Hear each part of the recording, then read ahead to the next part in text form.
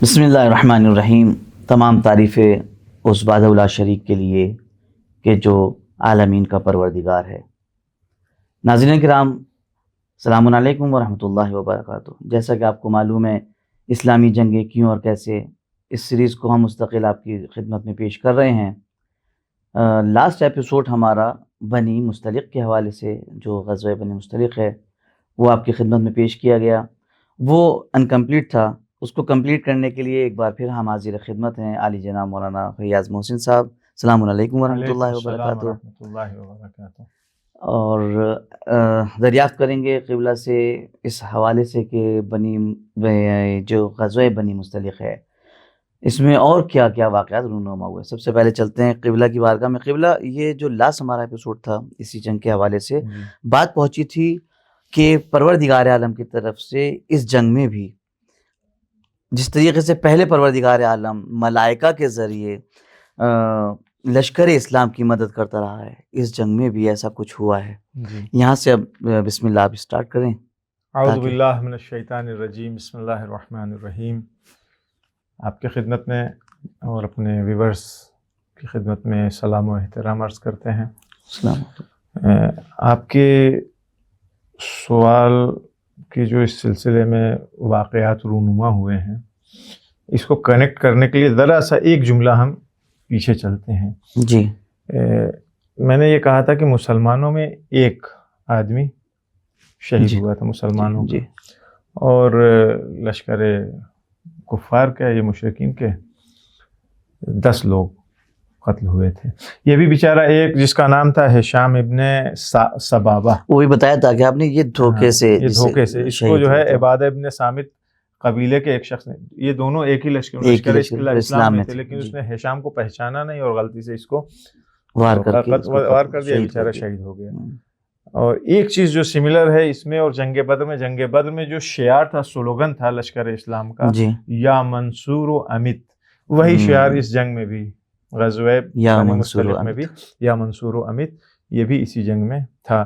اب آتے ہیں کچھ واقعات، کچھ خاص چیزیں ہیں جو اس غزوہ بنی مستلق میں ہمیں دیکھنے کو ملتی ہیں۔ اس میں سے سب سے پہلی چیز یہ ہے کہ حارث جو جویرہ کا باپ تھا، جویرہ رسول اللہ کی زوجیت میں آ گئی تھی، یہ ابھی بات آئے گی آگے۔ تو سیرہ ابن ہشام کے اندر یہ چیز موجود ہے کہ جب رسول اللہ صلی اللہ علیہ وآلہ وسلم غزوہ بنی مستلق سے لوٹ رہے تھے اور ذات الجیش نامی ایک جگہ تھی، وہاں پہ جویرہ، چونکہ جویرہ اسیر ہو چکی تھی، ابھی رسول اللہ کی زوجیت میں نہیں آئی ہے، تو رسول اللہ نے جویرہ کو جو ہے انصار کے کچھ لوگوں کے حوالے کیا کہ ان کو لے جاؤ اور ان کی حفاظت کرنا، کیونکہ رئیس قبیلہ کی بیٹی ہے، سردار کی بیٹی تھی، اس کی حفاظت کرنا۔ اور جب یہ پہنچی ہیں مدینے تو حارث کو یہ ہوا کہ بھائی اب تو گیا لشکر اسلام، یہاں سے واپس مدینے پہنچ گیا، ہماری بیٹی جویرہ بھی انہی کے پاس ہے۔ تو حارث کو اس بات کی فکر ہوئی کہ ہماری بیٹی وہاں قید میں رہے، یہ مجھے گوارا نہیں ہے، لہذا اس زمانے میں سربراہ دیتے تھے، یعنی جسے آپ کہہ لیجئے جریمہ پرداخت کرنا، فائن دینا، یا جو بھی اس کا کیا کہا جاتا ہے، آج کل کے زمانے میں ضمانت نہیں ہوتی، ضمانت کے طور کے اوپر پیسے رکھے، کچھ سامان رکھیے، آپ کی ضمانت ہو جاتی ہے۔ تو اس زمانے میں بھی آزاد کرنے کے لیے لوگ کچھ سیکیورٹی منی ہوتی تھی، وہ کیش پیسہ ہو یا کوئی سامان ہو، لے کر کے لوگ جاتے تھے اپنے اپنے لوگوں کو آزاد کرانے کے لیے۔ میں نے عرض کیا تھا کہ تقریباً 200 کے آس پاس لوگ اسیر ہوئے تھے اس غزوہ بنی مستلق میں۔ تو ایک یہ جویرہ، اب اس کا باپ حارث، یہ اپنے وہاں سے نکلتا ہے، اپنے علاقے سے اپنے بیٹوں کو لیتا ہے، کچھ اپنے قبیلے کے کچھ لوگوں کو ساتھ لے کر کے، اور اپنے ساتھ اونٹ لے کر کے آتا ہے کہ چل کر کے اپنی بیٹی کے فدیے کے طور کے اوپر، سربراہ کے طور کے اوپر، یا وہی ضمانت کے اماؤنٹ کے طور کے اوپر ہم وہ اونٹ جو ہے رسول اللہ کے حوالے کریں گے۔ تب وہ اونٹ لے کر کے آ رہا تھا، راستے میں ایک درہ تھا، عقیق پہاڑیاں تھی، اسی کے درے میں وہ وہاں پہنچتا ہے۔ تو اتفاق سے 2 اونٹ اس میں بے انتہا خوبصورت، بہت حسین و جمیل اونٹ تھے۔ اس نے سوچا کہ یہ سارے اونٹ تو میں لے جا کر کے دے دوں گا، یہ 2 اونٹ مجھے بہت زیادہ پسند ہیں، انہیں میں نہیں دینا چاہتا ہوں. تو وہیں پہ اس نے خاموشی سے، حتیٰ اس کے بیٹوں کو خبر نہیں ہوئی، جو افراد ساتھ آئے تھے ان کو بھی خبر نہیں ہوئی، 2 اونٹ اس نے اسی وادی میں، اسی درے میں، عقیق کے درے میں وہیں کہیں چھپا دیا. اس کے بعد سارے اونٹ لے کر کے مدینے پہنچا اور رسول اللہ صلی اللہ علیہ وآلہ وسلم کی خدمت میں حاضر ہو کر کے کہتا ہے کہ اے محمد صلی اللہ علیہ وآلہ وسلم، میری بیٹی کو آپ نے اسیر کیا ہے، میں اس کا سربراہ لے کر کے آیا ہوں، اس کے آزادی کے لیے لے کر کے میں آیا ہوں کچھ سرمایہ، آپ اس سرمایہ کو مجھ سے لے لیجیے، ہماری بیٹی کو آزاد کر دیجیے. آپ توجہ کیجیے گا اس جواب کے اوپر کہ رسول اللہ صلی اللہ علیہ وآلہ وسلم نے اس جواب میں صرف یہ کہا کہ وہ 2 اونٹ جو وادی عقیق کے درے میں تم چھپا کر کے آئے ہو، وہ کیوں چھپا کے آئے ہو، اس کو کیوں نہیں لے کر کے آئے. اب تو جیسے اس نے سنا یہ کہتا ہے اشہد ان لا الہ الا اللہ وانک محمد رسول اللہ صلی اللہ علیہ وآلہ وسلم. کہتا ہے کہ خدا کی قسم کہ اس کے علاوہ کسی کو ذرہ برابر خبر نہیں تھی اس چیز کی کہ یہ 2 اونٹ میں نے وہاں چھپائے تھے. یقینی طور کے اوپر آپ اللہ کے بھیجے ہوئے رسول ہیں، میں آپ کی رسالت کی گواہی دوں، اللہ کی وحدانیت کی گواہی دی.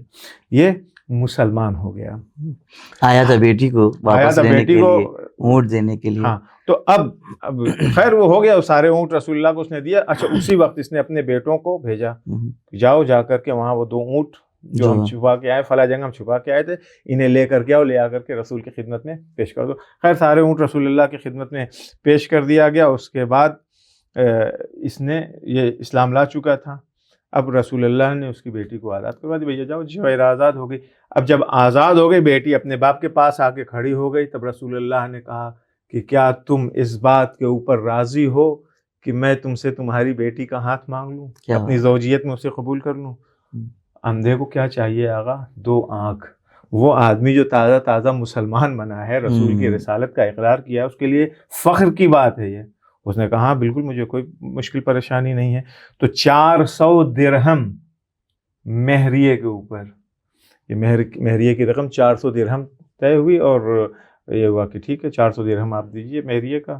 رسول اللہ نے 400 درہم ادا کیا اور جویریہ کو اپنی زوجیت نے لے لیا. اب یہی جویرہ بنت حارث یہ رسول اللہ کی بیوی بن گئی. اب یہ غزوہ بنی مستلق میں ہی ہوا ہے.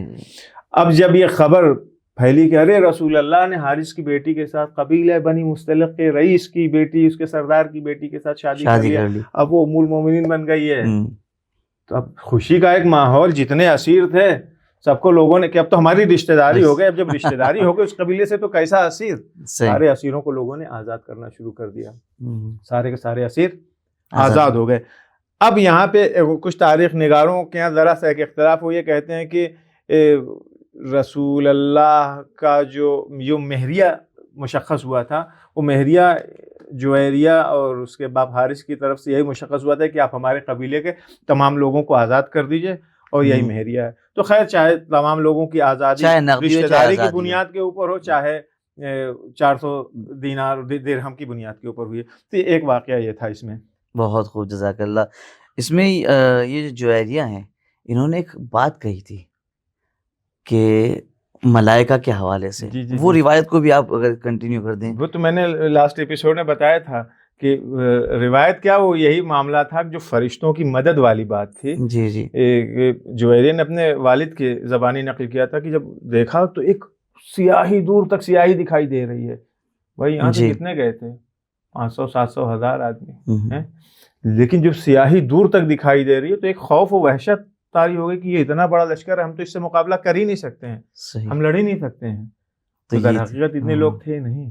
وہ بعد میں خود کہتا ہے کہ میں نے دیکھا کہ وہ سفید اونٹوں کے اوپر، سفید گھوڑوں کے اوپر نورانی سفید شکلیں موجود تھیں. تو یہ سب بعد میں جب اسلام لے آیا ہے وہ شخص اور یہ جویریہ رسول اللہ کی زوجیت میں آ گئی ہیں، اور رسول اللہ سے جب یہ پورا واقعہ نقل کیا ہے کہ ایسے ایسے میرے بابا نے ہم سے بتایا تھا، وہ مریسہ نامی جنگ سے گزرتے ہوئے جہاں یہ ساری جنگ ہوئی تھی، تب رسول اللہ کا وہ سب فرشتے آئے تھے ہماری مدد کے یہاں تھی. صحیح، بہت خوب. قبلہ معذرت کے ساتھ کہ یہ جنگ جو ہے کئی حوالوں سے یاد کی جاتی ہے، جس میں سے خود ان کا عقد ہے یا وہ اونٹ کا چھپا دینا یا ملائکہ کا کھانا، اس کے علاوہ بھی اس کو دوسرے طریقے سے بھی یاد کیا جاتا ہے، اور وہ یہ ہے کہ فتنہ، ہاں اس کے ساتھ ایک فتنہ بھی جڑا ہوا ہے، اس کے حوالے سے تھا کچھ مسلمانوں کا نفاق تھا، نفاق جو ظاہر ہوا ہے، اور کافی بڑے پیمانے پر، ہاں بڑے پیمانے پر، مطلب یہ کہ ایک وہ شخص جو اپنے آپ کو یعنی کیا کہیں دیسی زبان کے توپ سمجھتا ہو، توپ جیسا آدمی اگر اس کے یہاں سے نفاق ظاہر ہو جائے تو تعجب کی بات ہے۔ اصل میں ہوا یہ تھا کہ جب جنگ کر کے مریسہ میں ہی جنگ ختم ہوئی، اب یہ ہوا کہ چلو سب لوگ سامان سمیٹو واپس چلتے ہیں، اسیر اسیر لے لیا تھا، تو مریسہ میں ہی پانی کے کنویں ہوا کرتے تھے، اس کا نام ہی چاہے مریسہ اس کو کہتے تھے،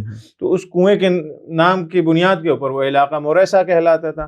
تو وہاں کنویں کے پاس کچھ لوگوں کا گروپ بیٹھا ہوا تھا۔ اچھا، ان کنووں کے اندر پانی کم ہو چکا تھا، پانی کی مقدار اس حد تک ہو گئی تھی کہ اگر ڈول ڈالی جاتی تھی تو وہ ڈول پوری بھر کر کے واپس نہیں آتی تھی۔ تو وہیں کے اوپر ایک شخص آتا ہے سنان بن وبر جہنی، یہ اچھا بنی سالم کے قبیلے کے ساتھ اس کا اپنا پرسنل کچھ ایگریمنٹ تھا، کچھ لوگوں کے ساتھ آتا ہے پانی لینے کے لیے، اور اس طرف سے مہاجر اور انصار کے لوگ بھی کنووں کے آس پاس بیٹھے ہوئے تھے۔ جہجہ بن سعید غفاری، یہ ایک شخص ہے، دو نام ابھی میں نے لیا، ایک تو جہجہ کا، اس کے پہلے ایک نام لیا جہجہ یہ انصار میں سے ہیں؟ جی بھی میں بتا رہا ہوں کون ہے۔ جہجہ ایک شخص ہے جو جہجہ بن سعید غفاری، یہ عمر ابن خطاب کا نوکر ہے یہ، صحیح ٹھیک۔ اور جو نام میں نے ابھی دوسرا لیا تھا آپ کی خدمت میں عرض کیا جائے، سنان بن وبر جہنی، جی، تو سنان بن وبر جہنی یہ آتا ہے پانی لینے کے لیے یہیں کنویں کے اوپر، اور اس طرف سے یہ عمر ابن خطاب کا جو نوکر تھا جہجہ بن سعید غفاری، یہ دونوں آتے ہیں، دونوں ایک دوسرے کے بغل میں کھڑے ہو گئے، دونوں نے اپنی اپنی ڈول اٹھائی، کنویں کے اندر ڈال دیا۔ جی، اب جب ڈول باہر آ رہی ہے، تو جب ڈول پہلے باہر نکل کے آ رہی ہے تو سنان نے کہا کہ یہ میری ہے، جہجہ نے کہا نہیں یہ میری ہے۔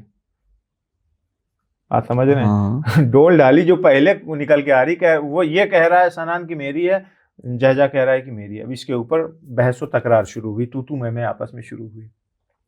اسی اثنا میں جہجہ نے ایک تماچا کھینچ کر کے سنان کے گال کے اوپر، چہرے کے اوپر مارا، نتیجے میں اس کے چہرے سے خون جاری ہو گیا۔ اب جیسے ہی اس کے چہرے سے خون جاری ہوا ہے تو اب اس کو برداشت ہی نہیں ہوا، وہ بس کے چلایا، ایک فریاد اس نے بلند کیا کہ اے خزرجیوں دوڑو میری مدد کرو، اس شخص نے مجھے مار دیا۔ اب اس نے جہجہ نے دیکھا کہ یہاں تو سارا معاملہ ہی الٹا ہو گیا، سب مسلمان ہی ہیں، ان میں ابھی کوئی منافق یعنی کافر اور مشرک نہیں ہے، مسلمان ہے سب، یہ لشکر اسلام کی ہی بات ہے، جی جی، رسول اللہ کے ساتھ سب آئے تھے۔ تو اسی بنیاد کے اوپر اس نے ایک فریاد بلند کیا خوب تیزی سے کہ بھائی خزرجیوں آؤ میری مدد کرو۔ اب یہ فریاد اس کے بلند کرنا تھا کہ جو افراد اسی سنان کے ساتھ آئے تھے وہ تو وہاں سے الفرار بھاگے، چھوڑ چھاڑ کے اس کو کہ بھیا لڑائی جھگڑا ہوگا، فالتو میں بالکل اپنی جان آدمی ضائع کرے۔ اس نے دیکھا جہجہ نے کہ ادھر سے خزرجی سب فوراً کھڑے ہو گئے، سب کے ناک کہاں ہاتھ، سب فوراً کوئی تلوار اٹھا رہا ہے، کوئی برچھی اٹھا رہا ہے، کیا ہوا بھاگو دوڑو۔ تو اس نے بھی اپنی امان حاصل کرنے کے لیے اس نے بھی ایک فریاد بلند کیا، یہ بھی زور سے چلایا کہ اے قریشیوں، اے کنانا کے لوگوں، دوڑو میری مدد کرو۔ اب یہ آمنے سامنے سب آ کر کے کھڑے ہو گئے، بھائی سب کے ہاتھ میں تلوار ہے، اب دو گروپ ہو گیا نا، ادھر سے خزرجیان، ادھر سے قریشیان اور کنانا والے جہجہ کی مدد کرنے کے لیے۔ تو اب یہ ایک واقعی ایک فتنہ تھا، یہاں پہ یہ زبردستی والی لڑائی تھی، آپس میں اختلاف، بھائی کوئی ایسی بات نہیں تھی، مگر لگتا یہ ہے کہ یہ پری پلان نہیں تھا، یہ اتفاقی ہے۔ ہاں اتفاقی ہے، لیکن مگر ان کے عرب ہونے کا پتہ چلتا ہے، اسلام جو پیغمبر اسلام صلی اللہ علیہ وآلہ وسلم لے کر کے آئے تھے، جہاں صبر کی تلقین کی جا رہی تھی، عفو درگزشت جس کے اندر ہے، جس نبی گرامی اسلام کے اندر مرقع پورا مجسم ہے وہ عفو درگزشت کا، آپ کیسے مسلمان ہیں؟ بالکل بالکل صحیح بھائی یہ 6 ہجری کی بات ہو رہی ہے جی. وہ ایسا نہیں ہے کہ جمعہ 8 دن پہلے آپ مسلمان ہوئے، آپ کو کچھ خبر ہی نہیں اسلام کی، نہ آپ نے رسول اللہ کو دیکھا، نہ ان کے اخلاق و کردار کو دیکھا ہے. صحیح صحیح. تو اب یہاں پہ لوگوں نے بیچ بچاؤ کرنے کی کوشش کیا ہے. عبادت ابن صامت جی اور دوسرے لوگ آئے ہیں آ کر کے، البتہ اس کے پہلے آ کر کے لوگوں نے کہا کہ بھائی ایسا ہے کہ دیکھو یہ مہاجرین ہیں اور بات رسول اللہ تک پہنچے گی، اچھی بات نہیں ہے. اگر یہی چاہتے ہو کہ رسول اللہ ہی فیصلہ کریں تو بات دوسری ہے. مہاجرین یعنی سنان کی ٹیم جو تھی، اس نے کہا جی کہ ہم تو کسی کی نہیں مانیں گے، ہم کسی طرح کا کوئی ایگریمنٹ کرنے کے لیے تیار نہیں جب تک کہ رسول اللہ صلی اللہ علیہ وسلم اگر خود کہہ دیں گے کہ تم معاف کر دو تو ہم معاف کر دیں گے، ورنہ ہم بدلہ لے کر کے رہیں گے. تو خیر یہ نام میں نے لیا عبادت ابن صامت کا. یہ اور دوسرے لوگ آتے ہیں. آنے کے بعد چونکہ سب کے ایگریمنٹ آپس میں ایک دوسرے سے پرسنلی رہتے تھے، آنے کے بعد سے ان لوگوں نے بیچ بچاؤ کیا اور یہ بات وہیں پہ ختم ہوئی بغیر کسی بدلے کے. اور خود یہ سنان کہتا ہے کہ میں نے رسول اللہ کی خدمت میں جا کر کے یہ بات بتانے کا میں نے سوچ رکھا تھا کہ میں جاؤں گا بتاؤں گا، لیکن جب ہمارا ہو گیا صلح سمجھوتا ہو گیا تو میں اس چیز سے منصرف ہو گیا. یہاں تک کہ ایک بات تھی. اب یہاں سے آپ اس بڑی شخصیت کا رول دیکھیے جس کے بارے میں نے کہا تھا کہ کچھ لوگ تھے جو بڑے نام والے تھے. تاریخ میں ملتا ہے عبداللہ ابن ابی. جی یہ انصار کا لیڈر تھا، سربراہ تھا، مدینے کا رہنے والا تھا. صحیح. عبداللہ ابن ابی 10 لوگوں کے ساتھ منافقین، البتہ منافق کہا جا سکتا ہے جو کہانی ہم بتانے والے ہیں اس بنیاد کے اوپر، 10 منافقوں کے ساتھ وہیں انہی کنووں کے پاس ایک جگہ بیٹھا ہوا تھا. اور ان میں زید ابن ارقم رسول اللہ کا یہ صحابی ہے، اور ان کا نام کم سے کم حضرت امام زین العابدین علیہ الصلوۃ والسلام کی جب مصائب پڑھے جاتے ہیں تب ان کا نام لوگوں نے سنا ہوگا. تو یہ اس زمانے میں یہ بوڑھے ہو چکے تھے، لیکن اس وقت غزوہ بنی مستلق میں زید ابن ارقم یہ 13-14 سال کے میکسیمم جوان تھے، یعنی ابھی جوانی میں داخل ہو رہے تھے. یہ بھی وہیں بیٹھے ہوئے تھے پاس میں. تو یہ عبداللہ ابن ابی یہ کہہ رہا ہے جب جہجہ کی آواز بلند ہوئی ہے کہ چونکہ جہجہ مہاجر تھا جی بھائی، قریش کو دعوت، عمر ابن خطاب مہاجر بالکل، اور سنان جو تھا وہ انصار میں سے تھا جی. مارا مہاجر نے انصار کے چہرے کے اوپر، بات سمجھ رہے ہیں. اب یہاں سے دیکھیے تو وہ اب عبداللہ ابن ابی یہ کہتا ہے کہ جب اس کی آواز بلند ہوئی ہے مدد کے لیے، کہتا ہے کہ ایک تو غصے میں اور نفرت سے بھرا ہوا تھا وہ اس وقت، کہہ رہا کہ جتنی ذلت و رسوائی کا احساس مجھے آج ہو رہا ہے، آج کے پہلے کبھی اتنی ذلت و رسوائی کا احساس مجھے نہیں ہوا تھا. میں نے پہلے سے شروع سے مخالفت میں کر رہا تھا کہ ان ننگے بھوکھوں کو یہاں جگہ نہ دو، لیکن کوئی میری بات سننے کے لیے تیار نہیں تھا. سب نے اپنی بات میری بات کے اوپر مقدم کیا، مجھے قانے کر دیا کہ نہیں تم چپ رہو، ان لوگوں کو آنے دو. ان کے گھر تھے، انہوں نے اپنا گھر ان ننگے بھوکوں کے ساتھ شیئر کیا. ان کے مال و دولت تھی، ان کی زمینیں تھیں، ان کے پاس جو کچھ بھی تھا سب انہوں نے بھائی چارگی کے نام کے اوپر، دین کے نام کے اوپر، مذہب کے نام کے اوپر سب ان کے حوالے کر دیا. اور آج ہم کو یہ دن دیکھنا پڑ رہا ہے کہ ہم نے جس کو کھلایا، ہم نے جس کو پالا، وہی ہمارے خلاف کھڑا ہو رہا ہے. تو یہ عبیداللہ ابن ابی اب یہ تو کہہ رہا بھائی ہمیں ہمارا ہی سب کچھ دیا ہوا تھا، ہماری مال و دولت کے اوپر تم لوگ عیش کر رہے تھے، آج ہمارے اوپر بھونک رہے ہوتے. ایک ضرب المثل استعمال کیا اس نے وہاں پہ کہ جس کا مفہوم یہ ہے، البتہ ضرب المثل عربی میں تھی، مفہوم اس کا مطلب یہ ہے کہ کتے کو پالا، اس کو کھایا کھلایا تاکہ وہ ہم ہی کو کاٹ لے آ کر کے. اور یہی نہیں، اس نے کہا، اچھا یہ کیوں کہا تھا؟ اس نے کہا تھا کہ ہماری مثال ان بوریا پہننے والے قریش کے ساتھ ایسی ہی ہے جیسے یہ مثال کتے والی. پھر اس نے یہ مثال دیا. اب اس کے بعد اچھا جہجہ تو وہاں تھا نہیں، جہجہ نکل چکا تھا، اور یہ ساری بات زید ابن ارقم سن رہے تھے وہاں پہ. اور اس نے کہا تھا کہ مجھے اس وقت تک چین نہیں ملے گا جب تک میں ان عزیزوں کو، یعنی یہ طنز میں کہا تھا، اس لفظ کے اوپر غور کریں، ان عزیزوں کو ذلیل نہ کر لوں، یعنی مہاجرین کو. اب مہاجرین، اب خدا معاف کرے میں اس کو کہنا نہیں چاہ رہا تھا، لیکن چونکہ باپ نے یہ کہہ دیا تو اس کا مطلب دوسرا نکل جائے گا. مہاجر تو رسول اللہ بھی صلی اللہ علیہ وسلم مہاجر ہیں، اور یہاں پہ عزیزوں سے مراد جو تھی وہ اس کی یہی تھی. رسول گرامی اسلام کی شان میں اس نے ایک توہین کی ہے کہ جب تک میں بدلہ ذلیل نہ کروں، نعوذ باللہ. تب یہ زید ابن ارقم یہ ساری باتیں وہاں بیٹھے سن رہے تھے، چپ چاپ سے اپنی جگہ سے اٹھے. آنے کے بعد سے رسول اللہ کی خدمت میں حاضر ہوئے کہ یا رسول اللہ، عبداللہ ابن ابی یہ اس طرح کی باتیں کر رہا ہے. تو رسول اللہ صلی اللہ علیہ وسلم نے ساری باتیں سنی، لیکن اس کے پہلے اصحاب و انصار جو وہاں موجود تھے ان کے چہرے کے رنگ متغیر ہو گئے. ظاہر سی بات ہے. کچھ نے تو فوراً کے فوراً ہیں اس طرح سے کہا، اس کی ہمت کیسے ہو گئی. لیکن چونکہ انصار اسی کے قبیلے کے تھے تو انہوں نے کہا نہیں یہ 4 دن کا لڑکا نہیں ہوتا ہے، آج کے بوڑھے ہوتے ہیں، ہمیں یہ 4 دن کے لڑکے ہیں، یہ کیا بتائیں گے، ان کو کیا پتا ہے، یہ ایسے بچہ ہے، تو غلط کچھ آ کر کے اس نے کہہ دیا ہوگا سمجھنے میں. وہاں پہ لوگوں نے لیپا پوتی کرنے کی وہ کیا، کوشش کیا کہ نہیں یہ جوان ہے، ایسے ہی جوش جذبات میں کہہ رہا ہے، کچھ بات کچھ اور رہی ہوگی، اس نے سمجھا نہیں، اس کو سمجھ میں نہیں آئی ہوگی. لیکن اسی وقت وہاں پہ کچھ لوگ تھے جنہوں نے اعتراض کیا، اور زید ابن ارقم کو بھی خوب ڈانٹا ڈپٹا اس وقت بھی بہت زبردست، کہ تم کو مثلا ذرا سا بھی لحاظ نہیں ہے، نہ ہماری رشتہ داری کا، نہ ہماری نیکیوں کا، آ کر کے اس طرح سے یہاں پہ اس طرح سے چڑھا رہے ہو تم. یہاں تک کہ عمر ابن خطاب نے رسول اللہ سے کہا کہ ایسا ہی کہ عباد ابن بشر کو بھیجے، جا کر کے اس کا سر تن سے جدا کر دے، اس کو قتل کر دے. یوں ہی ایک جگہ یہ کہ میں خود، مجھے اجازت دیجیے کہ میں نہیں وہ بھی بتاؤں گا. یہ ان کی چونکہ مشورہ دینے میں ماشاءاللہ سے بہت آگے رہتے تھے، ہر جگہ مشورہ ہی دیتے تھے. تو یہاں بھی انہوں نے فوراً بغیر کو بھیج دیجیے، ہاں نام لیا کہ عباد ابن بشر کو بھیج دیجیے، جا کر کے اس کا سر تن سے جدا کر دے، اس کو مار ڈالے. تو رسول اللہ نے کہا کہ بھائی میں کیسے اس طرح کا حکم دے دوں، میں کیسے اس طرح کا حکم دے دوں، میں بھیج دوں کسی کو جا کر کے اس کو سر تن سے جدا کر دے، اس کو مار ڈالے، پھر کل کو کہا جائے گا کہ آپ نے اپنے صحابیوں کو، اپنے چاہنے والوں کو جو آپ کی حمایت کر رہے تھے، آپ نے ان کو قتل کروا دیا ہے. تو خیر پھر اب یہاں پہ اس کے بعد یہی عبداللہ ابن ابی رسول اللہ کی خدمت میں حاضر ہوتا ہے. تو رسول اللہ صلی اللہ علیہ وسلم سے پوچھا کہ بھائی یہ ساری باتیں سننے میں آئی ہیں. تو اس نے فوراً اللہ کی قسم، مولا کی قسم، نہیں جیسا ہوتا ہے نا بات، تصور کریں آپ کوئی آدمی جھوٹ بولتا ہوا پکڑ لیا جائے، اب آپ اسے کہ تم نے ایسا، اب وہ فوراً کے فوراً قسم کھائے گا نہیں، اللہ کی قسم، فلاں کی قسم، اس کی قسم، اس نے ہم نے ایسا نہیں کہا، کچھ نہیں کہا، ارے یہ جھوٹ بول رہا ہے، ہم کو پھنسا رہا ہے. چور کو پکڑ لیجیے چوری کرتے ہو تو سب سے پہلا کام یہ کہے گا کہ ہم نے چوری نہیں کیا، یہ ہمیں جھوٹا پھنسا رہا ہے، ہماری دشمنی تو بتانے والا بھی بچہ ہی ہے. ہاں تو وہاں اس نے یہی کیا، کہا نہیں میں نے اس طرح کی کوئی بات نہیں کیا، یہ جھوٹ بول رہا ہے اور مجھے پھنسایا جا رہا ہے، میں نے اس طرح کی کوئی بات کی ہی نہیں ہے.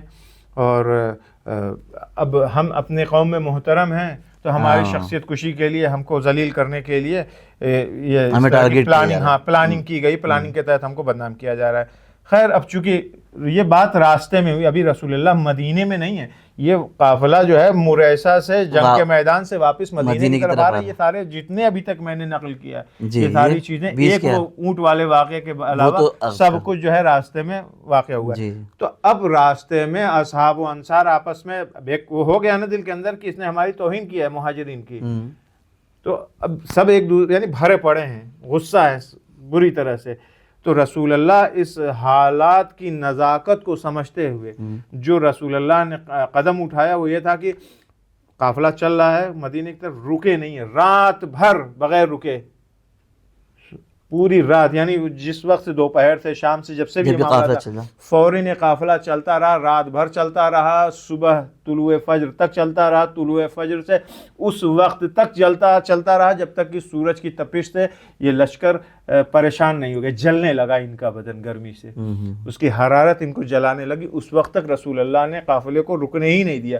اچھا اس کا نتیجہ یہ ہوا کہ سب خاموشی سے چل رہے تھے، کسی کو موقع ہی نہیں ملا کہ آپس میں ایک دوسرے سے بحث تکرار کرتے اس سلسلے میں. تو رسول اللہ نے اس فتنے کو بھی یہی خاموش کیا. الحمدللہ. اب اس کے بعد سے سورہ منافقون قرآن مجید کی سورہ ہے، وہ سورہ بھی یہی نازل ہوئی ہے، یہی عبداللہ ابن ابی کے سلسلے میں. یہ منافق آدمی تھا نا، یہ اس نے منافقت کیا ہے آ کر کے. ایسا نہیں کہ رسول اللہ کی سمجھ میں نہیں آ رہی تھی، لیکن حالات کی نزاکت کو دیکھتے ہوئے وہاں اس معاملے کو ذرا سا ایڈجسٹ کرنا تھا، اس کو ایڈجسٹ کرنا تھا. سورہ منافقون نازل ہوئی ہے مدینے میں.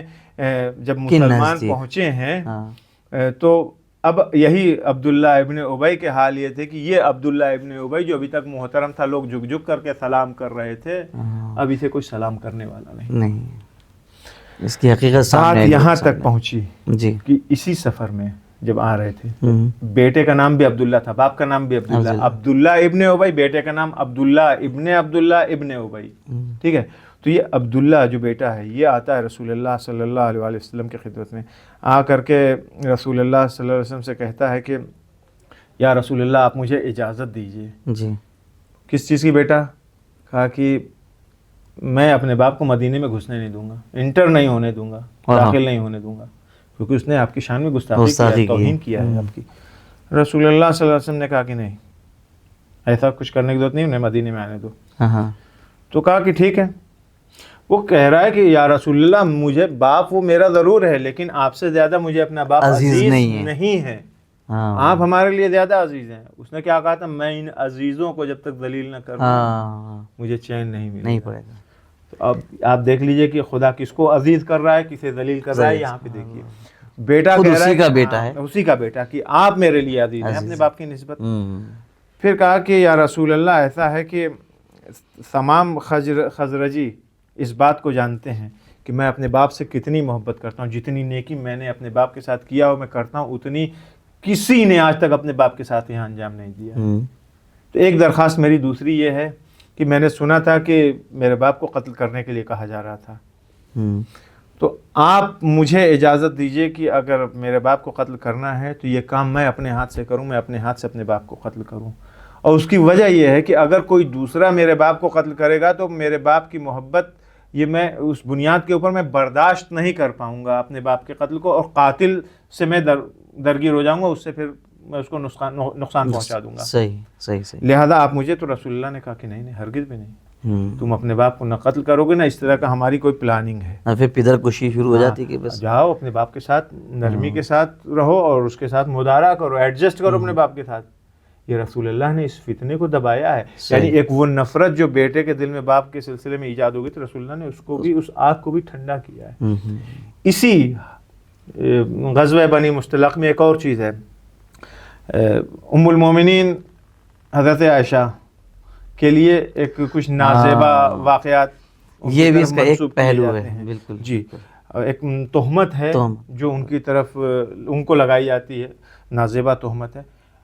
یہ الگ سے اس کا الگ چیپٹر ہے، البتہ کہتے ہیں کہ وہ اسی غزوہ بنی مصطلق سے لوٹتے وقت یا مدینے پہنچ کر کے ہوا اسی کے آسپاس۔ حالانکہ یہ اگر ہمارے ناظرین میں سے کوئی چاہتا ہے کہ اس ٹاپک پہ کچھ معلومات حاصل کرے تو وہ ہمارے قبلہ اس کے بارے میں بعد میں آپ کو بتا دے گی، ہاں اگر ضرورت ہوگی تو اس کے سلسلے میں مفصل کہ آپ وہ اس سے اپنے طور پہ خود دیکھ سکتے ہیں۔ لیکن ان شارٹ یہ ہے کہ سورہ نور کی 11 نمبر کی آیت آپ جا کر کے دیکھ لیجئے گا، اس آیت کے مطابق یہ جو تہمت لگائی جاتی ہے یہ تہمت صحیح نہیں ہے۔ اب وہ سورہ نور کی وہ 11 نمبر کی آیت آپ دیکھ لیجئے گا، آپ کا ہوم ورک ہے۔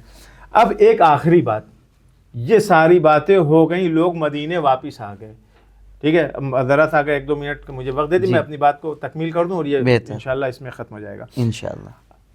جب بنی مصطلق سے غزوہ بنی مصطلق ختم ہو گیا، لوگ مدینے میں آ گئے، وہ سب اسلام لے کر کے آ گئے، ایک مدت کچھ دن گزر گئی، اسیر سب آزاد ہو گئے، سب لوگ اپنی اپنی جگہ، سب بہت نارمل چل رہا تھا۔